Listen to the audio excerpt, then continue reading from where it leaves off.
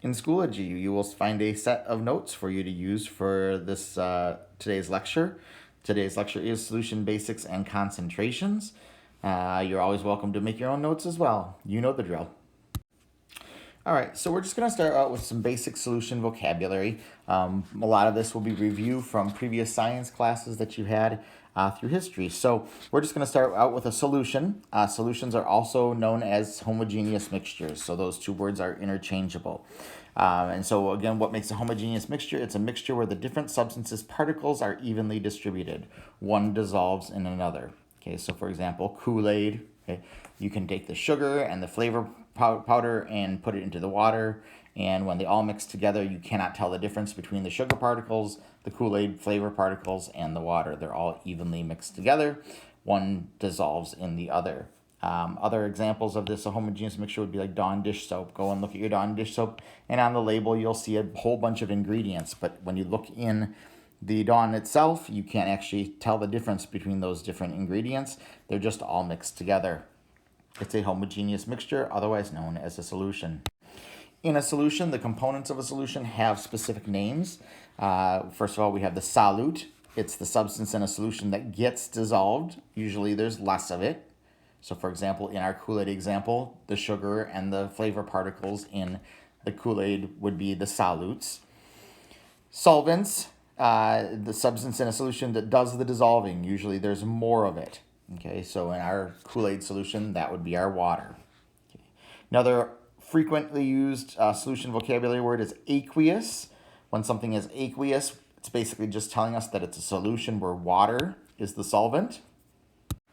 And the process of making a solution from our solute and our solvent is called solvation. In fact, it's the specific part of the solution making process where solvent particles surround solute particles.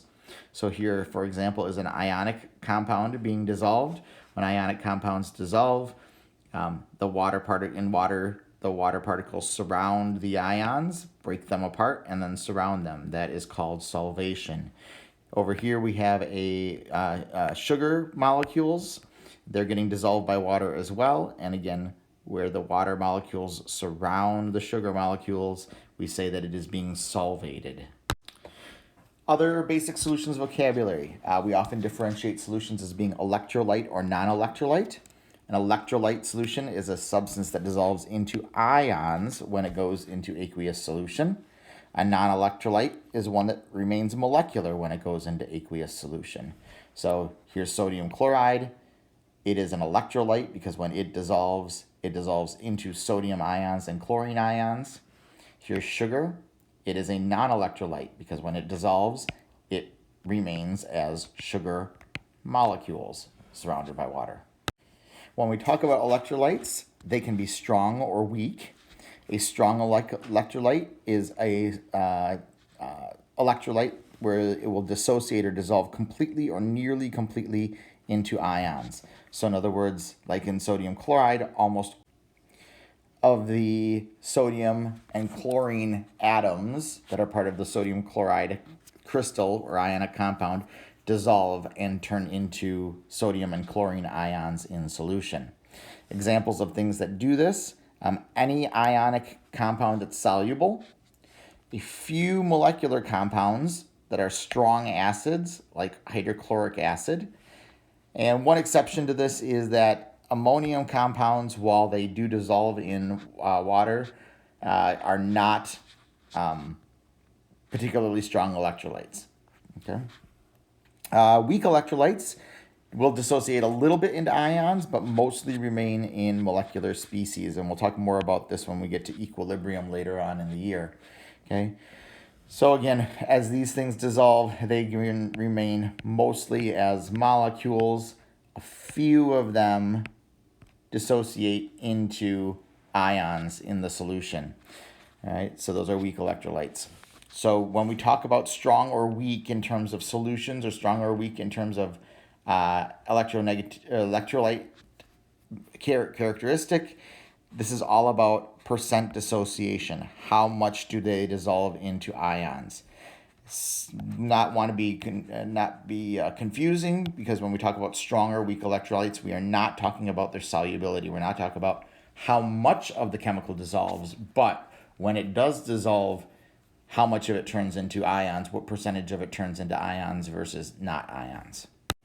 All right, so those are some things that are basic concepts that we need to understand about solutions. So two solutions can contain the same compound but can be quite different because the proportion of those compounds in there are different. More solute relative to your solvent, less solute relative to your solvent. We call that concentration. Concentration is a measure of those proportions. There are lots of different ways that chemists measure the concentration of a solution. Some of them you dealt with in honors chem, like molarity and parts per million and parts per billion. In AP chemistry, they really just focus on one, and that's the one that's most often used in chemistry, and that is molarity. Okay, molarity is defined as the number of moles of solute per volume of solution. Okay, so please make sure that you recognize that that's volume of solution, not volume of solvent. Okay, so moles of solute per volume of solution in liters. We abbreviate molarity with a big M. Okay, so quick left side to help us think about molarity. It says draw two beakers on the particulate level. Okay, so draw yourself two beakers on left side. Beaker 1 contains 1 molar NaCl. Beaker 2 contains 1 molar Na2SO4. How many moles of Na plus are in each beaker? So just think about those two things in terms of the concentration, and we'll come back. All right, my drawings aren't particularly awesome here because I've got two beakers that don't look like they're the same size, but we wanted them to be. But the key idea here is that when these ionic compounds dissolve in water, you're going to get 1 sodium and 1 chlorine ion for every mole of sodium chloride you have, whereas you're going to get 2 moles of sodium and 1 mole of sulfate for every mole of the compound that you have. All right, so in general here, moles of Na plus, we're going to have 2 times as many in the Na2SO4 beaker because, again, we get 2 sodiums for every molecule or every formula unit. Next left side question, which solution has more ions? Solution H plus ions. 5 milliliters of 12 molar HCl or 5 milliliters of 12 molar HCl diluted with 100 milliliters of water. Solution A or B, which one has more H plus ions and why? All right, well, again, molarity is a concentration unit of moles per volume, in this case, liters of solution. And in this case, we have the exact same amount of the exact same concentration of each of our solutions. So even though I've added 100 milliliters of water to this, it's not going to change my H plus ions. They're going to be the exact same in both of them. So the answer is that it is the same. All right. Last piece of today's lesson is how do you go about making a solution from of a particular concentration. And there are 2 different ways that you can do this. One is you can make a solution from a solute and a solvent. So basically what you do is you determine the number of grams of solute that you need using molar mass. Okay, so use the molarity equation. And you might need to use a molar mass in order to be able to figure out that moles on top, and that'll eventually get you to grams. Okay. Once you know how many grams of the solute you need, you weigh that out. You add it to the flask. We use a specific kind of flask as we're doing this called a volumetric flask. It looks like this and typically has a little line on the neck of it right there that is at the specific volume that it's designed to make. So you go ahead and you add the solute into the flask. You fill it halfway with your solvent. You swirl it to dissolve, and then you add solvent all the way up to that line. The other way to make a solution is through dilution. Okay? When you do this, you go ahead and you take a more concentrated solution in hopes of making a less concentrated solution. So you deliver a calculated amount of the concentrated solution of known concentration to a volumetric flask. So you're going to take a specific amount of the concentrated solution and you're going to put it into the flask where you're making the new solution. Then at that point, all you do is you simply add water up to the line.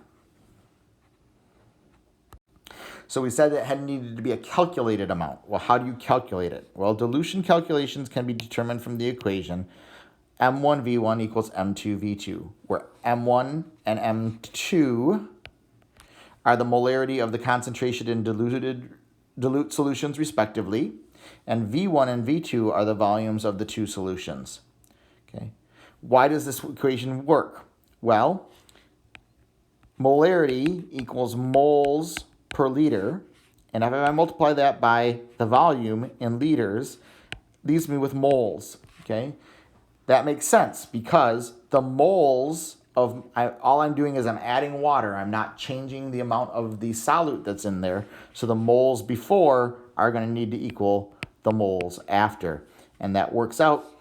M1V1, the moles before, equal the moles after. So M1V1 equals M2V2. Left side, let's try it. How many milliliters of 3 molar H2SO4 are needed to make 450 milliliters of 0.10 molar H2SO4?